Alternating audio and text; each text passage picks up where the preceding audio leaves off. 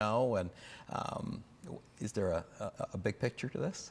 There is a big picture. So to become financially sustainable, again, that's us fundraising, relying on, the donations, and again, monetary and non-monetary. We do have a wish list on the website of items that we need for resident care, food products, resident care, supplies for our residents. So those donations coming in really help offset what we need to purchase at Mercy House. So, and then of course the grants and the business donations as well, and the fundraising. So, we've been fortunate enough to be fine and have overwhelming response.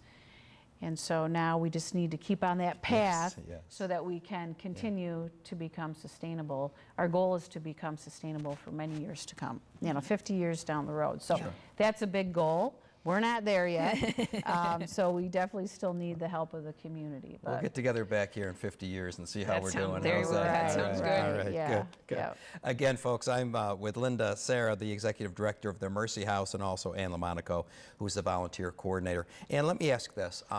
There may be people listening and hearing to this broadcast, and maybe they've got an interest, maybe the spirit's stirring a little bit to volunteer. What would you recommend for them to do? How could they act on that? What's the process, the path to perhaps doing so? They can certainly go to our website, which is mercyhousesoutherntier.com, and they'll see the application process there. It's all online, or they can certainly call Mercy House and ask for me, and I'll walk them through the steps, and we'll get them on board. And I say the requirements for volunteering are a smile and a lot of compassion. And I would have to say, and I think Linda would agree, is that the 246 current active volunteers that we have now have that, and then some. That is awesome. Yeah, absolutely. Not only do they come in and help and do their volunteer tasks, but it is just such a social outing for them as well to meet the other volunteers and to meet the residents and the residents' family and friends. And it's just a really, spending a day at Mercy House or just taking a step back, and as we, right, we look around, and it's just really a great thing for everybody involved. Not only the residents, right? It's the volunteers and the staff, and We had a new resident admitted the other day, and one of the volunteers who spends 3 shifts a week with us, she kept saying to me, she's like, Ian, this is why I come, because simply what the volunteer was doing was sitting with the new resident, but these residents have tons of stories to tell and want someone to listen. And I mean, how easy is that? And this volunteer was like, Ian, this is why I come. And we hear that a lot. And it's so simple. Yeah. It really is simple. Let me go a little deeper there. This isn't on my list of questions, but I thought I'd throw it out anyways. See where it goes. Okay, all right. What has this experience, the Mercy House, done for both of you?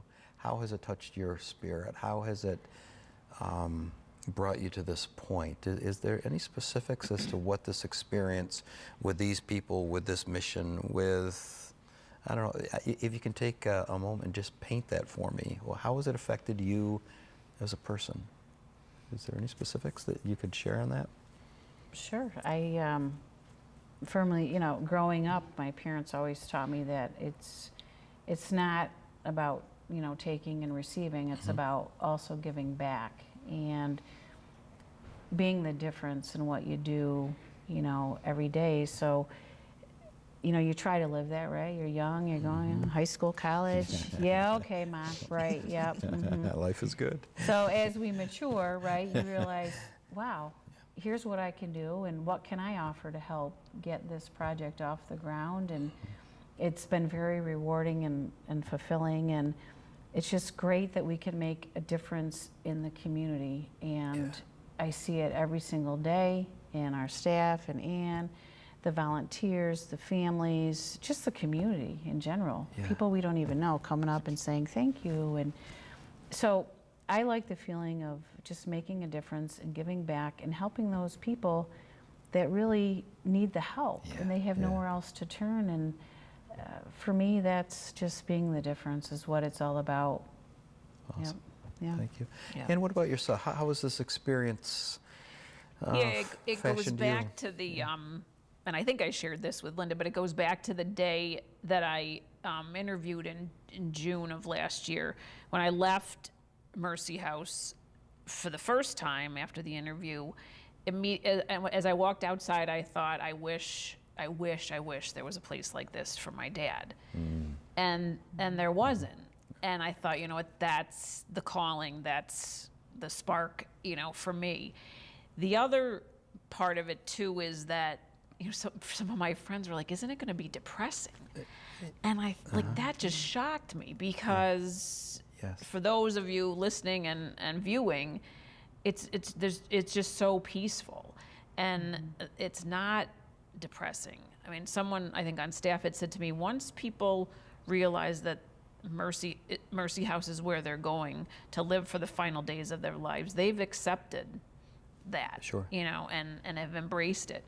And I would say another turning point for me was when one of our residents, 53 years of age, I'll admit it, that's my age, and just heart-wrenching. Yes. Very little family, some estranged family situations, and Mercy House volunteers and staff became her family. Family, sure. And to watch that happen, Yes. it doesn't get any better than that. Sure. And that's not depressing. Sure. The illness and the disease is, absolutely. Right. But to see the community embrace her Right, yeah. when no one else was around to do that is pretty neat. That's grace. Yeah, exactly. Yeah. That's Yeah. what it's awesome. all about. Yeah. Being in the area for just 4.5 years, even from a practical standpoint, I remember moving into this area and seeing that church empty. Yes. And by that time it was closed. Yeah. And to see that transform into a ministry is just very exciting.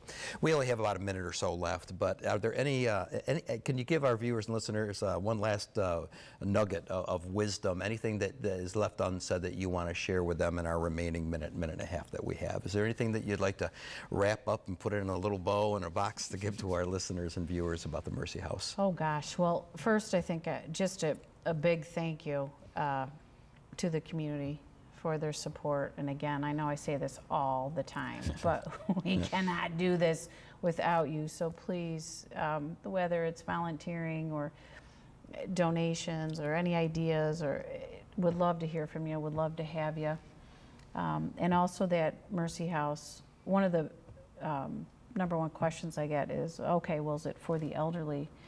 Well, I can tell you that the ages that we have cared for at Mercy House have been from 30 years of age to 100 years of age. So again, you just Everybody. never know, but that's important, to get that out because I'm asked that a lot. Yeah. But again, just thank you so much, and we look forward to a continued partnership with the community, and thanks very much. Awesome. And any last thoughts? Yeah, people know I'm a quote person, and there's a quote that the heart of a volunteer isn't measured by its size, but by the depth of your commitment to serve and make a difference in the lives of others. And that's what brings me to Mercy House every day, and our volunteers as well. Get you out of bed in the morning. Exactly. Absolutely. Yep. Fantastic. Yeah. Well, Linda and Ann, thank you so much for spending this time on the Encounter program. We ask God's mercies and blessings on the Mercy House as you continue to grow. And friends, I want to thank you for tuning in today, and I hope and pray that your week is marvelous and that God's blessings will surround you. Have a wonderful day.